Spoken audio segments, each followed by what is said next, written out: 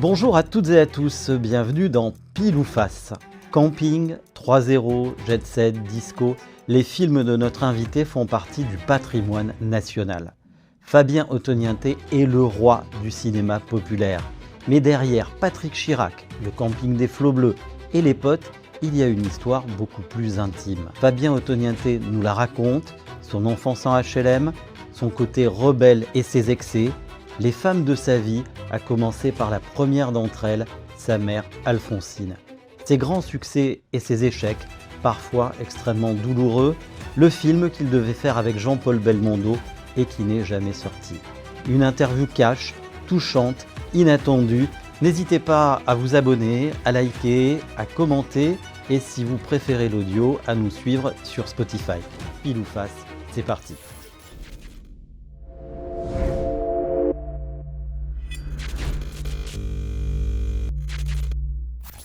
Fabien Ottoniente, bonjour. Bonjour. Nous sommes très heureux, je suis très heureux de vous accueillir dans Pile ou Face, juste après la sortie de votre autobiographie. Alors, on n'attend pas Fabien, alors nous, on vous a attendu. Déjà, le titre, il est très bon. On comprend tout de suite pourquoi vous avez choisi ce titre. Bon, parce que je suis de nature un peu espiègle et donc j'ai repris la formule du célèbre Patrick Chirac dans Camping. Alors on n'attend pas Patrick avec plusieurs cas. et je me suis amusé avec, sachant qu'on ne me connaît pas trop. Donc alors on n'attend pas Fabien, me semblait de bon augure. Vous vous livrez énormément Oui. dans ce livre, ça va au-delà de l'autobiographie. Je pars du principe que si on écrit un livre, c'est pour être pour donner des éléments aux lecteurs que les gens ne connaissent pas.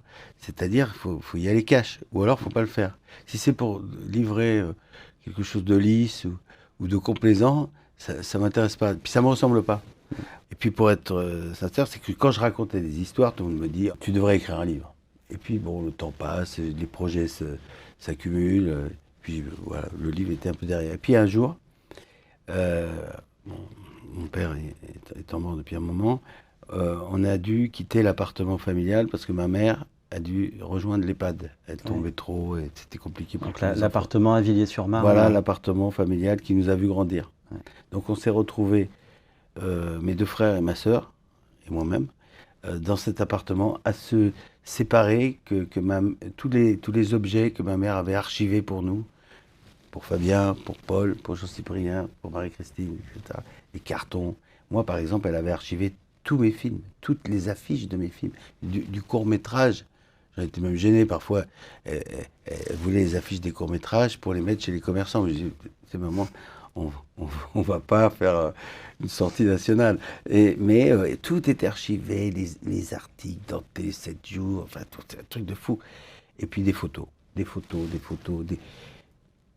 Et là, j'ai senti le besoin de réenchanter ce qui m'avait fait grandir.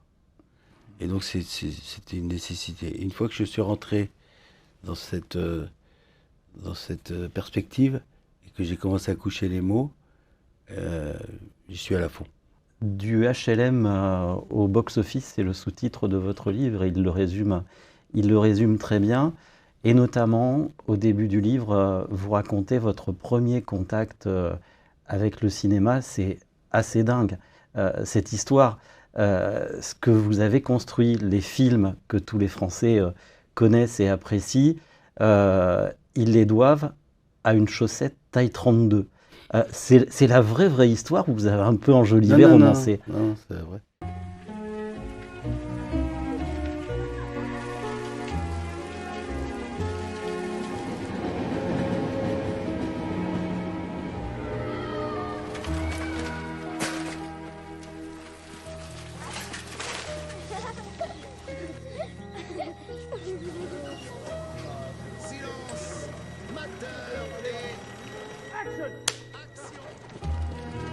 Vous auriez pas oublié ça cette nuit, par hasard?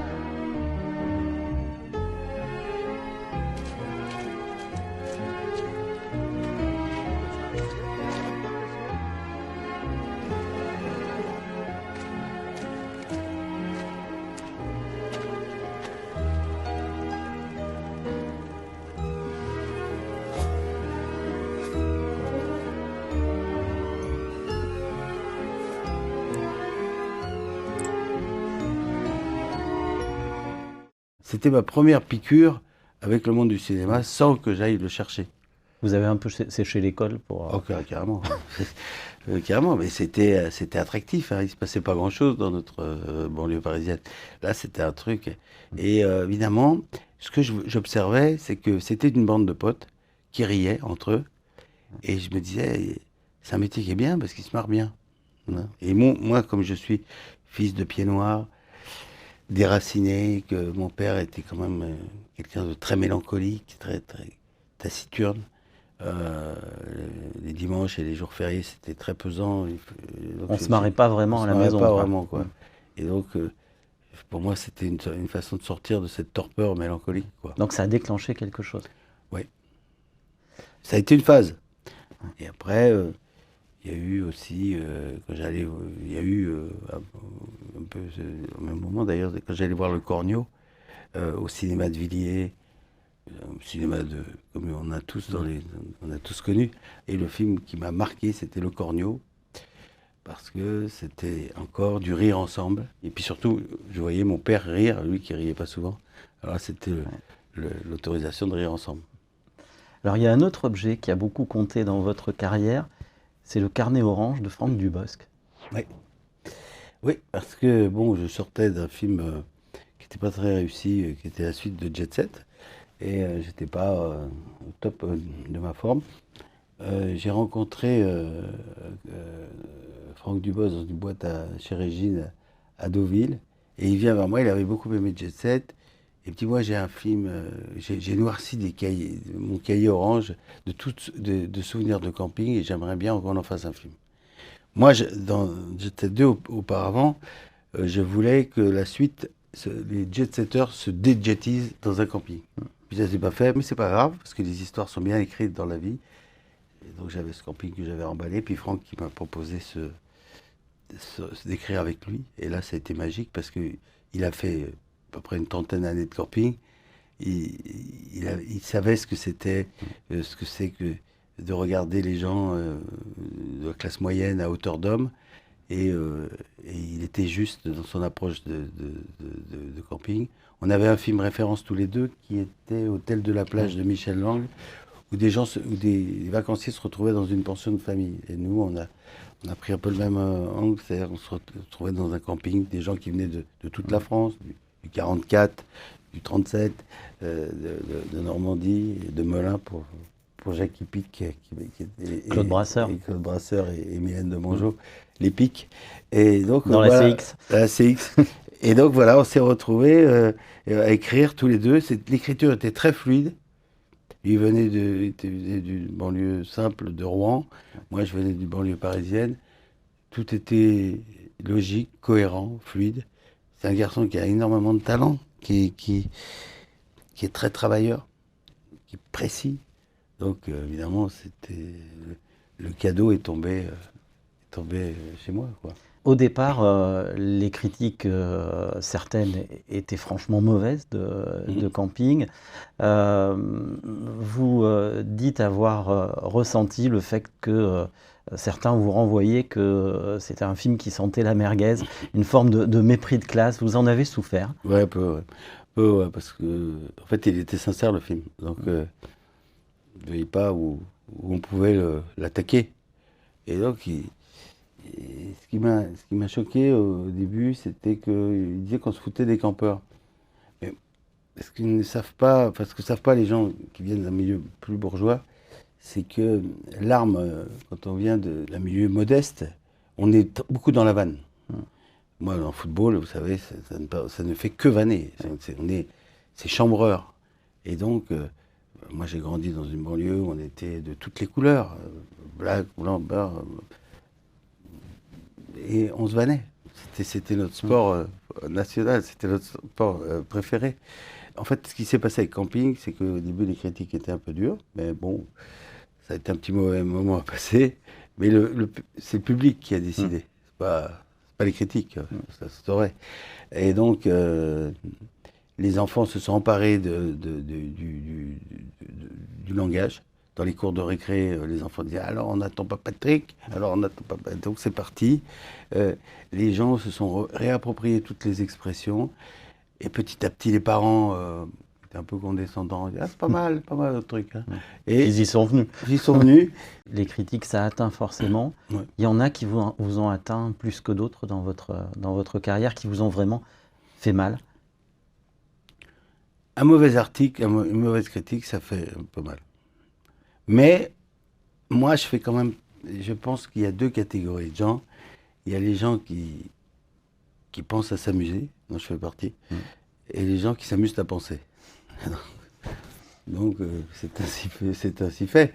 Moi, je trouve que le rôle de critique est nécessaire, parce qu'il permet quand même d'aller plus loin, d'explorer, d'avoir l'esprit contradictoire. Il y a des fois où ça vous a fait avancer. Ça fait cogiter. Hein. Ouais. Il y a des critiques de libération. C'est les plus durs. C'est les plus durs et à la fois, parfois, ils sont très très justes. Hein. J'ai eu des bonnes critiques dans Libé. Mais sur Turf, je me rappelle avoir eu 3 pages.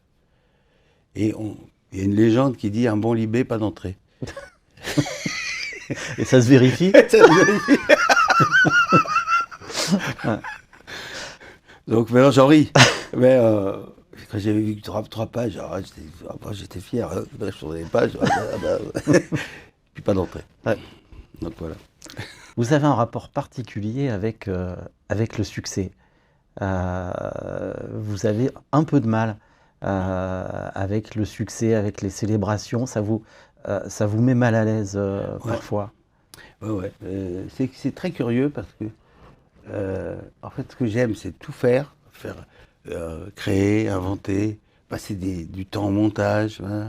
Puis tout d'un coup, il y a une phrase de René Fallet, mais je peux la dire puisque on est entre nous, qui dit le bébé va se faire partouzer. Et donc là, vous livrez votre travail à tout le monde. Et je me rappelle de Jet Set, où tout d'un coup, c'est devenu un phénomène. Par exemple, pour Jet Set, c'est parti d'un copain qui revenait de Gstaad avec Roman Polanski, et il me dit il y avait toute la Jet Set. Je ne savais pas ce que c'était. Donc j'ai dit c'est pas mal ce titre, il sonne et puis il raconte un peu ce que je veux. Donc je l'ai appelé Jet Set. Puis après le phénomène, c'est que on disait le monde de la Jet Set, des coiffeurs s'appelaient Jet Set, des bars se sont appelés Jet Set. C'est devenu un espèce de truc de fou. Et l'avant-première de Jet Set, là c'était au Grand Rex. Et là j'ai eu les jetons parce que ça fige quelque chose. Je me suis dit je vais me faire enfermer. Moi je suis quelqu'un qui est extrêmement libre et je déteste qu'on fige les choses. Même dans la création, j'aime pas figer parce que c'est comme une plante, on l'arrose tous les jours, c'est compliqué. Bon, et à un moment donné, faut laisser le film tel qu'il est. Mais je le travaille jusqu'au dernier moment, jusqu'au dernier moment, parce qu'on peut toujours l'améliorer, toujours quelque chose. Et puis là, j'ai vu que tout le monde s'en emparait, tout le monde.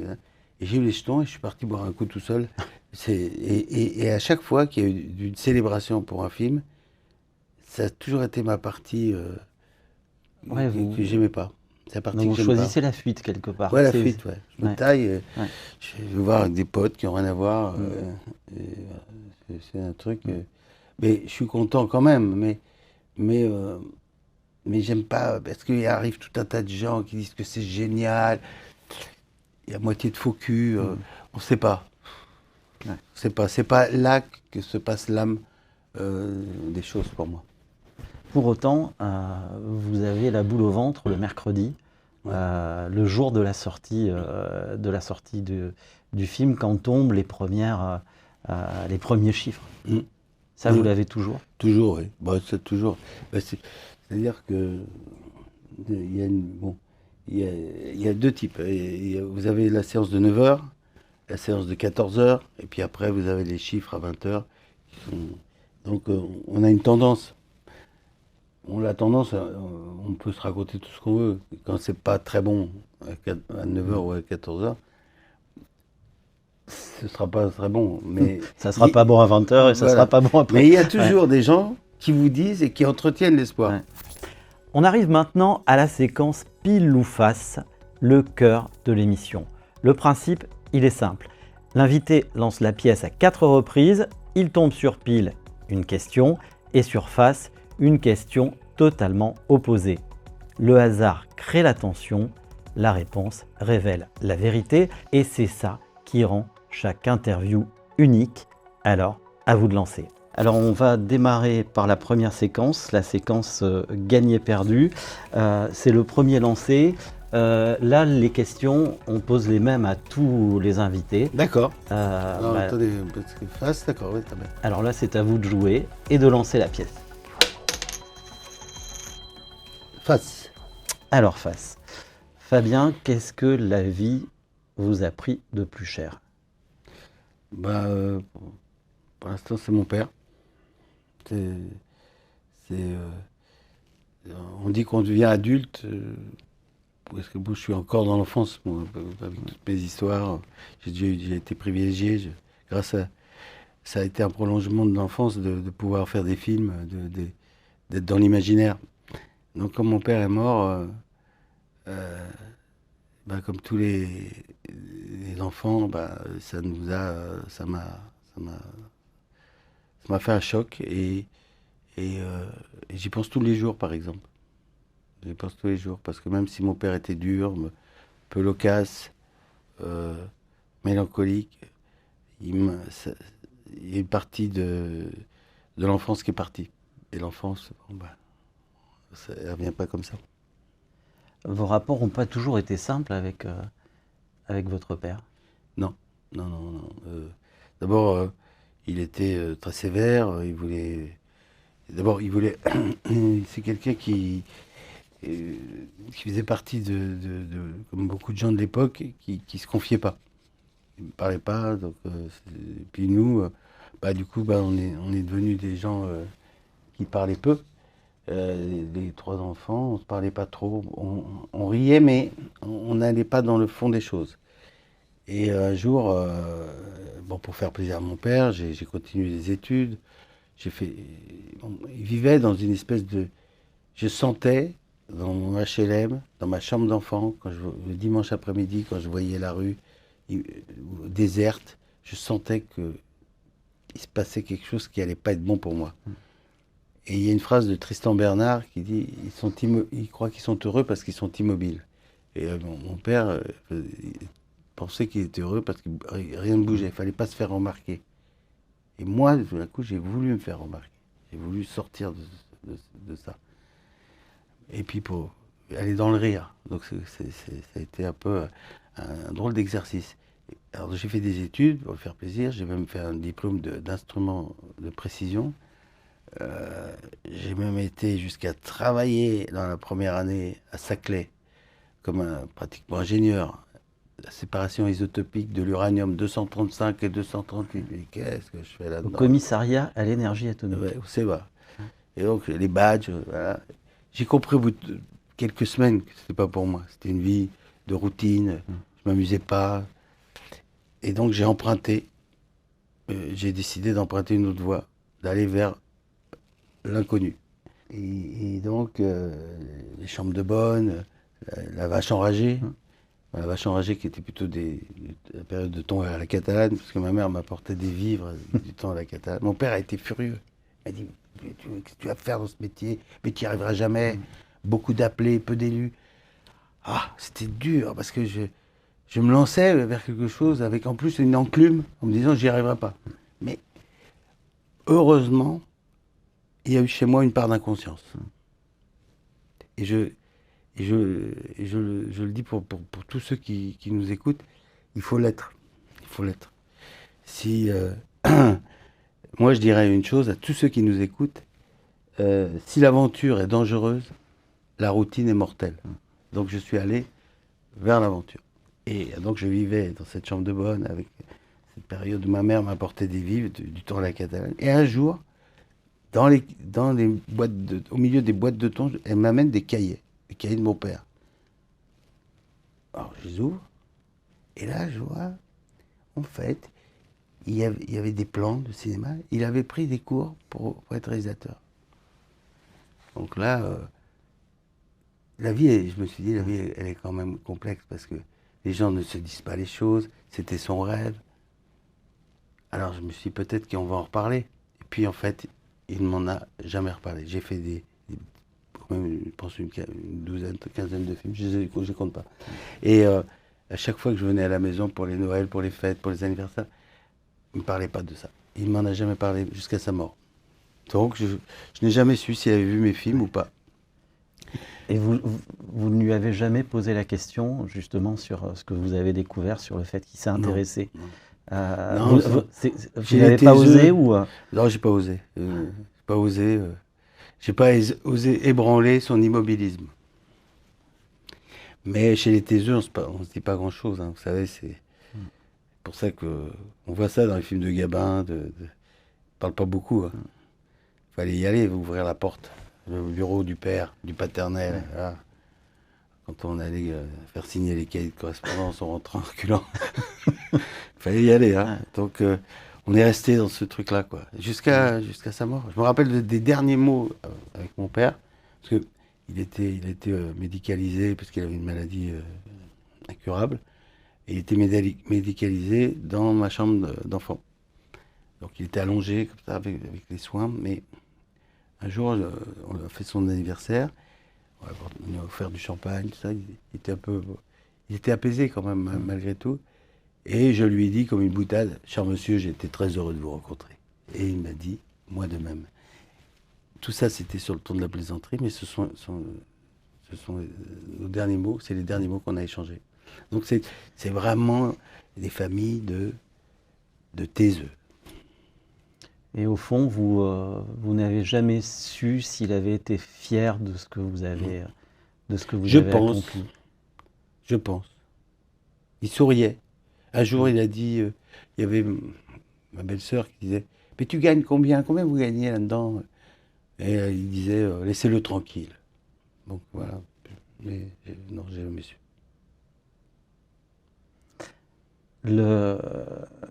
L'argent, c'est venu pas tout de suite. Il y a eu les périodes de boîte de thon à la catalane. Qu'est-ce que ça a changé Pas grand-chose. Non, honnêtement, parce que moi, j'ai jamais vécu. Moi, je dis que l'argent, ça sert à oublier qu'on n'est pas riche. Donc, ça n'a pas changé grand-chose. J'ai pas acheté de bagnole. Oui, j'ai pu faire des cadeaux à des potes, tout ça. J'ai pu faire quelques voyages, bien que ce soit. Ma femme l'a beaucoup reproché. On n'a pas tant voyagé que ça. En fait, comme je suis toujours dans le travail, ça n'a pas changé grand-chose. Bon, voilà. Payer plus d'impôts. Alors, je vous propose de passer au deuxième lancé. À partir de maintenant, les questions, je les ai conçues pour vous. Donc, le deuxième lancé, c'est le pouvoir ou la peur? Mais pile ou face? Pile ou face? Bah, encore face. Eh ben, c'est pile. Ah non, c'est pile? Ah, c'est pile. Fabio Ottoniente, est-ce que vous avez déjà abusé du pouvoir que confère la notoriété pour séduire ou pour obtenir des avantages? Alors, curieusement, bon, déjà dans la comédie, c'est pas trop le truc, quoi. C'est-à-dire que il n'y a pas la fascination des femmes pour la comédie. Ah oui. Non, au départ, un amuseur reste un amuseur. Mais pourtant, femme qui rit. Oui, mais en fait, j'ai jamais été sur ce territoire-là. Parce que dès l'enfance, en fait, moi, comme j'étais petit, il fallait que je me batte pour séduire avec le rire. Donc, c'était toujours fallait conquérir. Puis bon, on se prenait des râteaux. Mais... Et il n'y a pas de scène de sexe dans vos films? Non, il n'y a pas. Vous savez, dans tous les films de Gabin, de Long Ventura... Puis en plus, j'ai tourné avec des acteurs qui ne sont pas trop adeptes de ça. Vous verrez jamais Gérard Lanvin rouler des galoches. Mais on est dans ce cinéma-là, quoi, qui est sûrement qui vient de ce que j'ai aimé, des films de Lino Ventura où on se marrait quand même, L'Emmerdeur, tout ça.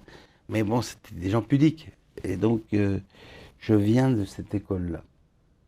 Et puis j'ai beaucoup appris des femmes, honnêtement, parce que les femmes font partie de ma vie. Je considère que les hommes ne sont pas toujours très très finaux. Et donc, un homme qui est entouré on dit que derrière chaque grand homme, il y a une femme, c'est vrai. Un homme, il a toujours besoin d'un avis plus pointu, et une femme, parfois ça dérange, ça pique, ça fait mal, mais ça fait progresser. Donc voilà. Derrière le grand homme que vous êtes, il y a Natache. Oui, Natache, ma femme. Plusieurs saisons dans cette série. Bah, la saison 2, elle dure. La saison 2, elle se passe pas mal, mais oui. Ouais. Mais bon, la vie n'est pas un long fleuve tranquille. Mais voilà. Vous savez, il y a une phrase qui dit aussi on ne peut pas se taire avec tout le monde. Et moi, j'aime bien les silences avec Natacha. Donc, les silences sont éloquents. Mais je peux pas. On n'est pas toujours obligé de combler le vide. Il y a une relation forte aussi, c'est la relation que vous avez eue, alors que vous avez toujours, mais sur un mode très différent avec Mathilde Seigner. Ça a été fort, mais ça n'a pas été toujours simple. Non. Ah non, parce que c'est deux espèces de grandes gueules. Comme toutes les grandes gueules, elles sont souvent en papier crépon.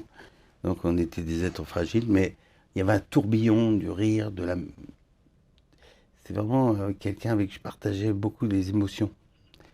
Et elle savait lire, elle avait un espèce de code barre où elle disait à l'intérieur de vous. Un scanner. Vous pouvez faire tout ce que vous voulez. Elle scanne. Ouais. Donc elle allait chercher tout le temps. Ça fait mal. Mais en même temps, ça fait grandir aussi. Et donc c'était dur. Et on en a partagé beaucoup de chansons, de musique française, beaucoup de rire. Et puis beaucoup de pleurs aussi. Donc je pense qu'on était de piètres amants, mais on est des grands amis. Et c'est ça qui reste. Et je la revois encore aujourd'hui. On écrit ensemble son seul en scène, qui va s'appeler Chez Mathilde. Et je l'ai encore eu hier soir au téléphone. On est toujours heureux de s'appeler. On partage tout, toute l'observation du monde. Quand elle sait que j'allais à Cannes, elle me dit tu vas dans les Soreuses. C'est une fille à fleur de peau. On avait, elle et moi, on avait beaucoup de flèches, mais pas beaucoup d'armure. Voilà. Cannes, c'est pas trop votre truc, le festival. C'est dur parce que on va de plus en plus vers l'influence, vers un monde qui est formaté. Mais bon, alors ce qui est bien maintenant, on me regarde comme un représentant du monde un peu d'avant, de l'émotion. Donc il y a un regard tendre. Les gens sont sympas avec moi. Mais c'est vrai que c'est pas cette course à l'échalote là me fait un peu effrayante. Les gens sont puis bon, il y a toute la comédie humaine.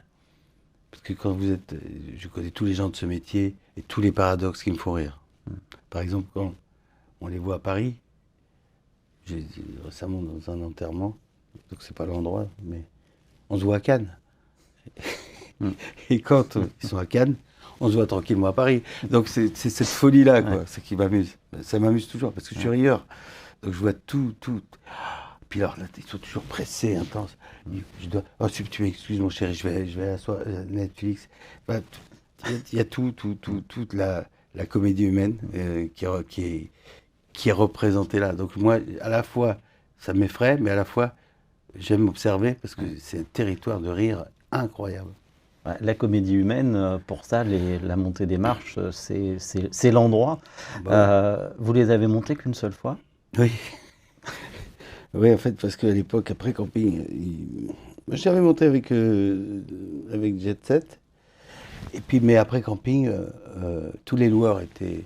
Il n'y avait plus de smoking, il n'y avait plus rien. Donc il fallait trouver un smoking. Impossible de trouver un smoking.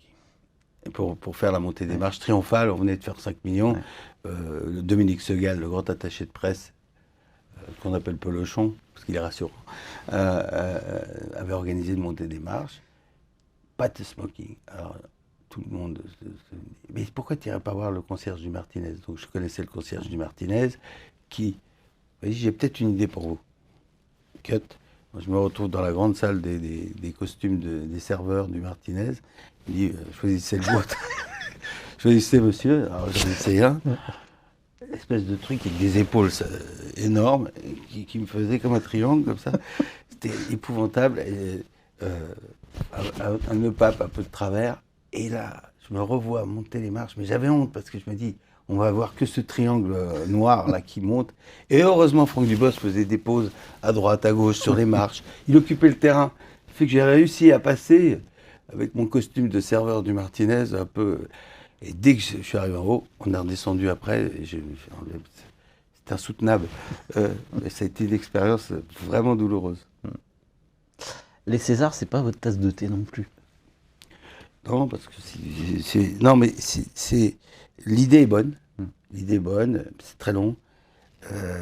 Quand on arrive au meilleur film, on est épuisé. Hein. Surtout quand on est dans la salle d'ailleurs.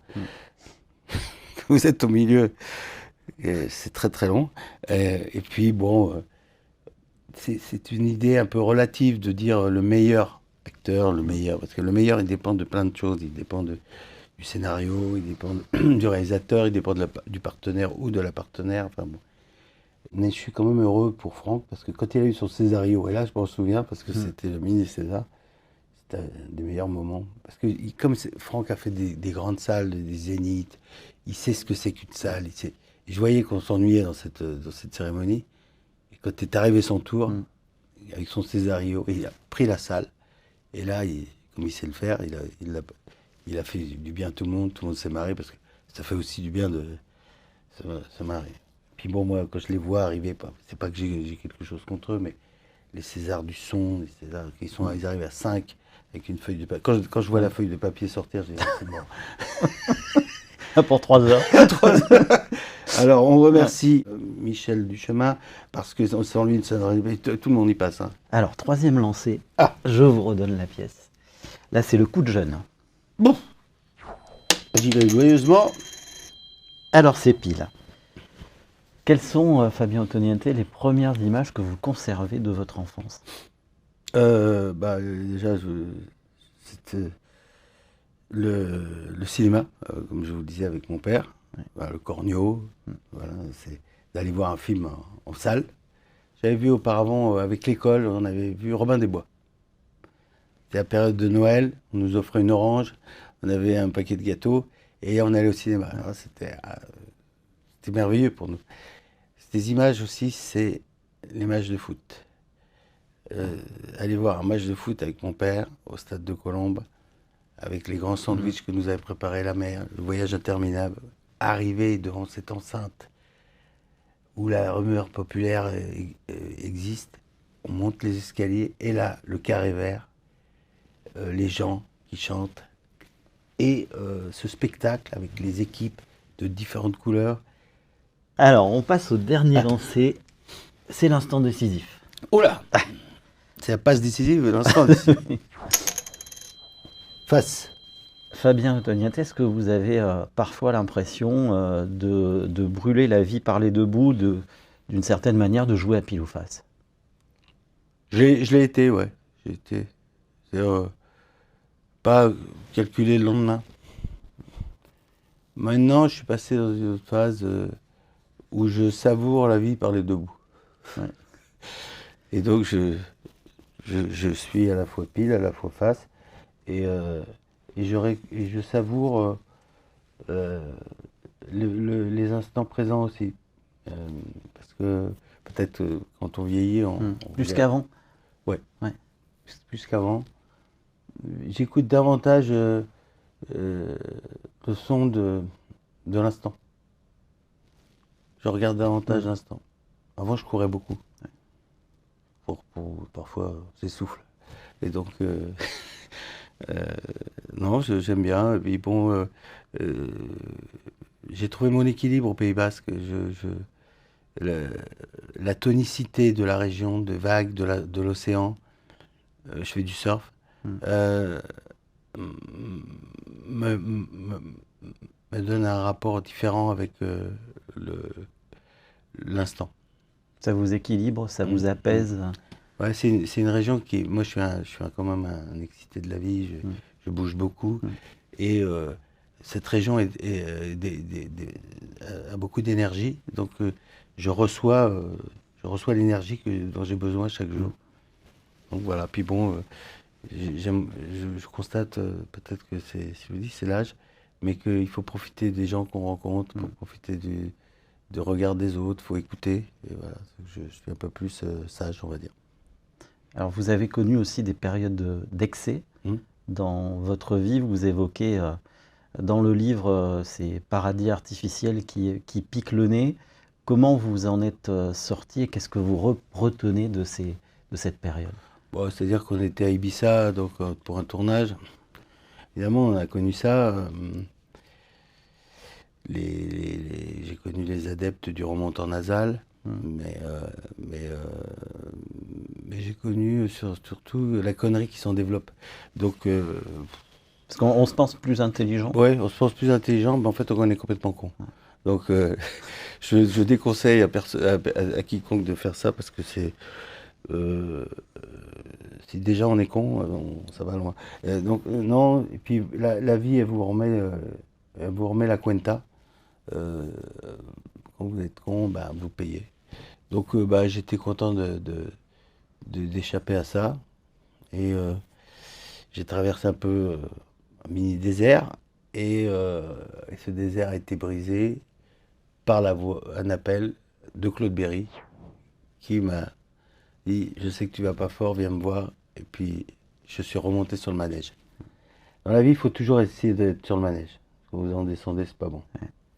Et il y a eu Claude Berry à cette période-là, mais il y a toujours quelqu'un qui surgit à un moment, une forme d'ange gardien qui fait que bah, ça peut changer le cours du destin. Oui. Il faut savoir que bah, si on fait des choses quand même bien, il y a des chances qu'on ait un ange gardien bienveillant. Si on fait des choses pas très bien, bah, il n'est pas là, l'ange gardien. Bon, alors donc, je pense que... Mais bon, on peut pas dire... la vie n'est pas un parcours lisse. Ouais. Donc, dans la vie, il y a des hauts, des bas, parfois des collants. C'est comme ça. Alors, on passe à la dernière pièce. Alors, celle-là, je ne vous demanderai pas de la lancer. C'est, il n'y a qu'un seul côté, c'est le côté face. On connaît beaucoup de choses de votre vie, mais moi, ce qui m'intéresse, c'est qu'on aille un petit peu plus loin et qu'on explore votre côté face, Fabien Ottoniente. Alors, vous dites dans le livre que vous ne vous êtes jamais senti légitime. Est-ce que vous avez d'une certaine manière le syndrome de l'imposteur? Ouais, je l'ai moins là, mais même par exemple avec le livre, qui marche pas mal, parce que j'ai déjà des bons retours, les gens me renvoient un peu plus d'amour. Donc ça, finalement, j'ai bien fait de l'écrire. Mais je l'ai eu beaucoup, parce que déjà, je fais pas partie des cannes dans mon couloir de nage. Le couloir de la comédie n'a pas toujours été bien vu. Ouais. Je me rappelle des premiers festivals de courts-métrages que j'ai fait à Clermont-Ferrand, où j'étais une espèce de canard qu'on regardait avec amusement, mais c'était pas sérieux. Donc, mais moi, c'est ça que j'aimais. J'aimais faire rire. J'aimais par exemple, quand il y avait un rire dans la salle, j'adorais ça. Ça me faisait un effet. C'est une forme de César à moi. Donc j'ai toujours vécu pour ça, et d'ailleurs c'est ma récompense quand on prévoit des rires et qu'on les entend dans les salles, c'est vraiment, je vous conseille de vivre ça, c'est une joie. Mais en contrepartie, je n'ai jamais fait partie des canons dominants, et je me suis demandé même si j'étais légitime, parce qu'on me regardait quand même toujours une espèce de condescendance, un peu, ouais, il est sympa, lui. Ou alors, quand ça marche, ouais, c'est un coup de cul. Ou ça va pas durer. On t'attend au tournant. Ouais, que des phrases comme ça qui sont désobligeantes. Et je me dis, mais moi, si on m'attend au tournant, je m'en fous, je vais tout droit. Mais c'est bien d'être bravache, mais parfois, quand ça quand ça tombe, euh, ils sont vraiment dans le tournant, quoi. Donc, j'ai vécu avec ce truc-là, donc de déranger. Et c'est là où il remontait un peu tout ce que mon père me disait. Ouais, faut pas se faire remarquer. Donc, j'avais l'impression de ne pas être à ma place quand je regardais, dans le regard des gens. Puis finalement, ben, c'est comme un chien, faut apprendre à apprivoiser ce côté-là. Et j'ai apprivoisé qui j'étais. Alors vous évoquez votre couloir de nage. De votre couloir de nage, c'est plutôt la comédie. Mais dans vos films, il y a une part de tristesse, une part de mélancolie. C'est quelque chose qui vous correspond. Oui. Vous qui avez l'apparence de quelqu'un de jovial, dans le fond, vous êtes mélancolique. Oui, oui. Par exemple, j'écoute que des chansons tristes. J'écoute du Barzotti, du Gilbert Bécaud, Aznavour. J'écoute tout ce qui est triste. Alors quand vous avez une rupture, alors là, c'est le comble parce que là, je charge la mule. mais non, c'est vrai que je suis quelqu'un de mélancolique. Et par exemple, les vacances, pour moi, et c'est pour ça qu'il y a ça dans Camping. Bon, les gens voient la partie visible. La partie visible, c'est une comédie. Mais la partie immergée, c'est la mélancolie. Et j'ai observé dans les vacances que tout le monde n'est pas logé à la même enseigne. Et il y a cette phrase de Michel Jonas, cette chanson de Michel Jonas, on allait au bord de la mer, on suçait des glaces à l'eau. Avec mon frère, ma soeur, ma mère. Avec mon frère, ma soeur, ma mère, on n'avait pas les mêmes moyens que les autres, mais c'était quand même beau. Voilà, donc moi j'ai toujours ressenti ça. Les vacances, c'est une période où les choses remontent. On voit que les inégalités apparaissent. Ouais. On voit les autres qui mangent des glaces. Parfois, tu l'auras peut-être plus demain, après-demain, ou peut-être pas. On voit les couples, par exemple, qui enfouissent tout sous le tapis pendant l'année. Les problèmes ressortent. Donc, c'est ce que je mets dans Camping. Et donc, Camping. Et puis, on nous disait aussi, parce que à l'époque, les vacances durent un mois, ça n'existe plus maintenant, mais la deuxième partie, il fallait... on sentait la rentrée et on sentait les problèmes qui allaient revenir. Donc il y avait cette boule. Puis parfois, quand on avait une histoire d'amour, on dit on s'écrira. Puis bon, quand les feuilles tombent, on s'écrivait un peu moins. Puis après, plus. Et donc, il y a toute cette tristesse ambiante des vacances que j'ai voulu raconter dans Camping et que je ressens tout le temps. Je le ressens dans les vacances et je le ressens le dimanche. À l'époque, le dimanche... il y avait le blues du dimanche soir, le BDS, qui se déclenchait assez tôt chez moi, vers 17h. Ah oui, c'est tôt. Il était même très très haut quand apparaissait le générique de Stade 2. Il s'atténuait un peu au générique du film du soir, parce que là, parfois il y avait une comédie, et on regardait le film à travers un jeu de miroir, parce que on était couchés, mais on avait le droit de le regarder comme ça. Donc, voilà. Mais voilà, c'est le dimanche et les jours fériés aussi. Le soir, les Noëls. Le lendemain de Noël aussi. Le lendemain de Noël, j'ai un copain avec qui on s'appelle tout le temps, le 25 décembre, à 17h. Et on se dit, on y est. Les cadeaux sont déballés. On va ma mère disait toujours après la fête, adieu le Saint. Et donc, il y a cette tristesse. Ils sont déballés. Ce qui est beau, c'est l'attente. Mais après, bon, c'est un peu moins. Et on va accompagner la famille, le quai de gare, le néon. Et l'angoisse qui m'a toujours pris et qui me prend encore. Par exemple, les 31 décembre, je détestais ça. J'allais m'enfermer dans les chiottes pendant un quart d'heure. C'est pas que j'aime pas les gens, mais ça me faisait peur. Voilà. On n'a pas parlé de votre mère, mais votre mère, elle est présente partout, tout le temps. Elle est toujours là, mais ce que vous dites dans le livre, elle a un voile dans les yeux. Quel rapport vous avez avec elle? Elle est dans un EHPAD actuellement, elle a 95 ans. Oui, dans les 15 ans, et en fait, d'abord elle porte le prénom d'Alphonsine, donc c'est déjà Elle représente un personnage un peu théâtral, une bretonne qui vient d'Ille-et-Vilaine, qui était Miss Breton de Paris, qui a rencontré mon père pied noir, donc les deux, ça a quand même fait des étincelles. Et c'est une femme qui a connu la guerre, dont je me suis un peu inspiré dans à peu près tous les films. Quand j'ai fait Les Enfants des Justes avec Mathilde Seigné, le personnage de Blanche, interprété par Mathilde Seigné, euh, va, va aider les résistants. Ma mère était comme ça, elle était sur son vélo, elle participait dans son Ille-et-Vilaine du côté de Baillé, à côté de Fougères. Et elle est arrivée à Paris, elles étaient souvent bonnes, femmes de chambre, pour des gens très riches, donc ma mère était comme ça. Et, euh, et puis, elle avait cette élégance de ne jamais montrer que ça va mal. Donc, il fallait se battre. Fallait pas s'apitoyer sur soi-même. Et cette élégance de la vie, de ne jamais se plaindre, je l'en remercie. Donc, elle a beaucoup souffert parce qu'on était des enfants très, très turbulents. Elle disait toujours, vous m'aurez usé, usé. Mais elle avait cette énergie et elle a surtout été fait en sorte que même mon père qui voulait pas que je fasse ce métier, elle a fait en sorte que je le fasse. Donc elle était très fière. Alors, par contre, elle regardait tous les films et c'était ma première spectatrice. Et c'est ma première spectatrice.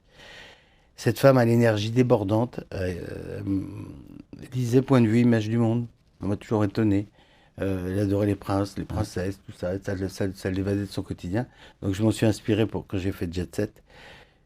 Dans mon premier film, À la vitesse de cheval au galop, je me suis inspiré parce que c'était un rôle qui était interprété par Eleanor Hirt.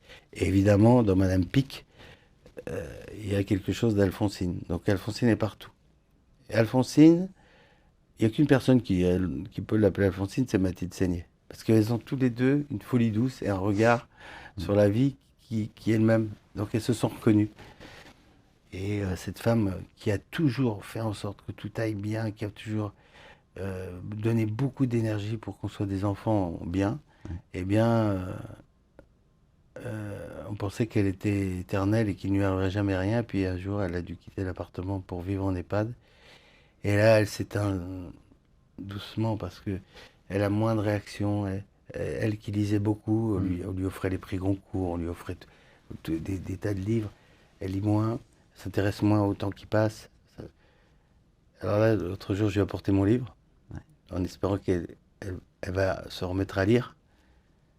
Alors, elle avait fait une dédicace pour ma maman chérie, tout ça. Et voilà, elle a ce petit voile dans les yeux et ce mystère qui fait que peut-être que maintenant il est temps qu'on pense plus à elle qu'à nous. Maman, on n'en a qu'une. Un mot sur votre rapport avec, avec cette région, avec la Côte d'Azur, le Sud. Vous venez souvent, vous avez tourné ici. Qu'est-ce qu'elle représente, cette région, pour vous? Pour moi, c'est une route enchantée qui va vers les vacances. Nous qui étions à Paris, dans un univers plus gris, mon père parlait toujours de la Grande Bleue. Comme il est pieds noirs, il venait d'Algérie. La Grande Bleue, pour lui, c'était l'évasion. Et donc, moi, quand j'ai eu la chance d'aller un jour voir la Grande Bleue, il y a ce parfum, cette odeur un peu sucré-salé, une odeur assez agréable ici. Et les gens, l'accent, le soleil. La lumière, La vous y êtes lumière, sensible? la lumière, bien sûr. Bah, vous savez, quand on vient du gris, c'est appréciable. Hein, mais ouais, c'est la gentillesse aussi des gens. C'est important. Bonne humeur. Mais bon, et puis j'ai vu beaucoup de films qui se passaient à l'époque sur la Riviera. Par exemple, à Nice, il y avait les studios de la Victorine, qui étaient des studios où tournaient tous les plus grands, Delon, Belmondo, etc. Donc, moi qui me suis intéressé très tôt au cinéma, la Victorine, j'ai malheureusement pas tourné dans ces studios, mais j'aurais aimé connaître cette époque dorée. Et puis bon, voilà, beaucoup de films se passaient sur la Côte d'Azur. Et puis j'ai un rapport aussi intime avec l'Italie, avec la Corse aussi. Donc voilà, pour moi c'est une région enchantée. J'aimerais que puis les couleurs des murs, tout parle ici, tout me parle. Alors, il y a un projet qui devait vous amener ici et qui n'a pas pu se réaliser. C'était avec Jean-Paul Belmondo. C'est un vrai regret pour vous. C'est en fait un film qu'on avait écrit avec Jérôme Tonnerre, qui s'appelait Le Coup de chapeau. Donc c'était un hommage à Belmondo. C'est l'histoire d'un type qui vivait dans une maison de retraite et il faisait en sorte de réunir ses deux fils qui ne pouvaient pas s'entendre pour aller faire la vente du palais russe. Donc c'était déjà dans l'imagerie belmondesque du palais russe à Marseille. Donc là, il revoyait ses copains, la boxe, tout ça. Et puis après, il prétextait une histoire d'une certaine Zaza Napoli qui devait rejoindre sur la Riviera. Et le voyage, c'était un voyage en Belmondie, permettait aussi aux deux fils de se réunir. Bon, on avait fait tout en sorte pour que ce film se passe. Il avait fait la visite médicale, il avait le droit de tourner 6 heures par jour, les essais costumes, mais il manquait la chaîne en clair parce qu'ils avaient peur qu'il parle un peu comme ça. Ouais, après son AVC. Voilà, et il parlait. Mais il faisait beaucoup d'efforts et on ne lui avait pas mis trop de dialogue. Mais au final, ce film ne s'est pas fait. Est-ce que lui en avait vraiment envie? Je ne sais pas.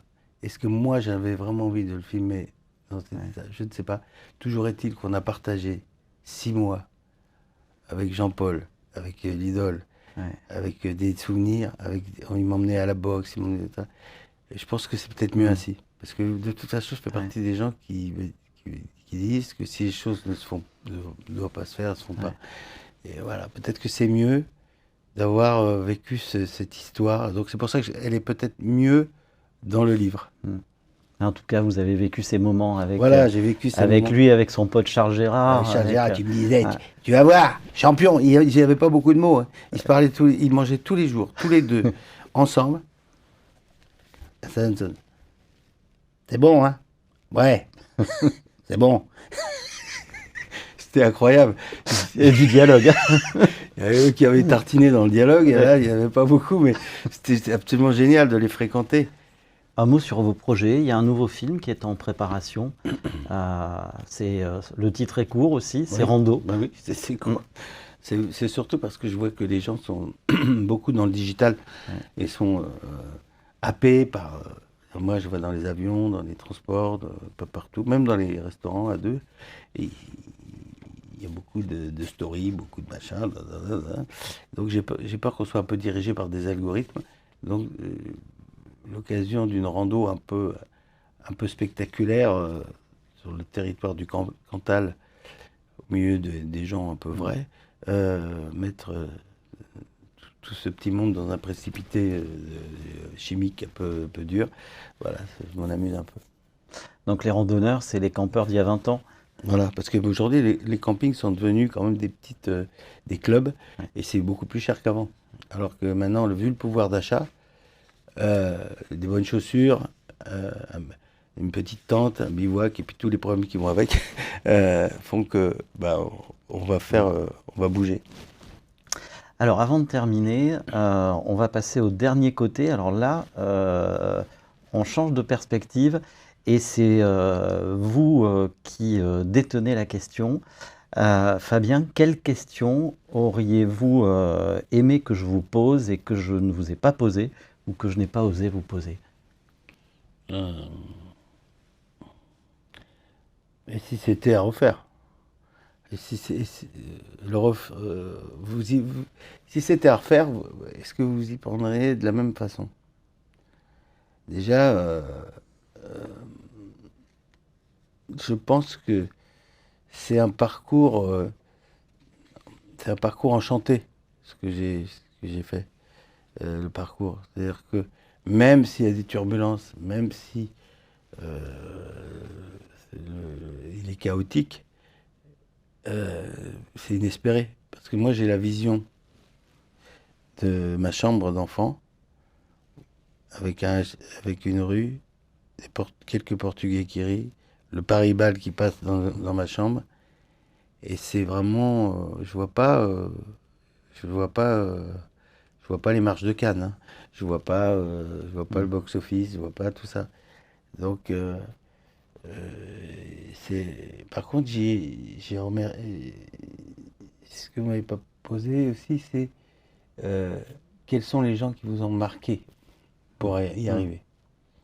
Et les gens qui m'ont marqué, curieusement, c'est des gens qui étaient habités par la fantaisie, par l'humour et l'élégance. Mon premier gros personnage qui m'a marqué, c'est Jacques Martin, qui avait une culture phénoménale, très drôle, qui improvisait comme il respirait, et qui était l'accompagnateur de mes premiers espoirs. Un jour, je l'ai rencontré à la sortie des Grosses Têtes. Vous voyez cet homme un peu chic, avec son blazer, et il sortait des clopes, un peu blonde, et donc il me regarde, ça va gamin? Donc ça a été les contacts avec le grand monde, après Audiard. Après, j'ai rencontré Coluche. Coluche, c'est quelqu'un que j'écoutais. C'est quelqu'un que... parce que, bon, il avait de la répartie. Il avait installé déjà un humour particulier dans le lycée. On parlait, c'est l'histoire d'un mec, le mec il racontait un truc qui ne sert à rien, mais pendant une demi-heure. Et le mec, il pose à pied. Donc, il m'intéressait. Donc, il avait une émission qui s'appelait, à l'époque, sur Europe 1, On n'est pas là pour se faire engueuler. Rapport à une chanson de Boris Vian qui s'appelait On n'est pas là pour se faire engueuler, on est là pour voir le défilé. Et Coluche était avec une bande de potes, dont Gérard Lanvin, dont Jean-Jean, qui lui amenaient des blagues, et donc il fournissait en blagues, blablabla. Et puis il avait une énigme qui s'appelait le Mille Boutroux, parce qu'il était né rue Émile Boutroux à Montrouge. Donc un jour, je décide d'aller, parce que cette émission était en public, je décide d'y aller. Et alors là, le Mille Boutroux, il faut savoir que quand vous gagnez au Mille Boutroux, il y avait une énigme. Quand vous gagnez que des conneries. Et vous pouvez gagner 150 soutiens-gorge, 1500 slips, ça sert à rien du tout, enfin sinon vous emmerdez. Et donc moi je me suis dit, bah ça c'est intéressant, ça. Je vais aller voir ce qui se passe. Truc. Et donc je suis allé à l'émission, et là, on n'est pas là pour se faire engueuler, tout ça. Arrive le Mille Boutroux, et là je me rappelle, ça se porte plus ou moins sur l'épaule. Je réfléchis, Paul plus, Paul moins, et je dis des piles, c'était ça. Ouais. Et donc j'ai gagné 2500 piles. On avait fait quoi? Que j'ai donné à tout le lycée. Parce que je veux des piles. Donc j'étais fier d'avoir gagné ces conneries. Puis après, j'ai croisé beaucoup de gens, Gérard Lanvin, qui a été très important, j'ai confondu du boss, mais toujours sur la connerie. Oui, sur l'humour. Point commun. Voilà. Passe pour nous sérieux. Ouais. C'est c'est une belle leçon. Voilà.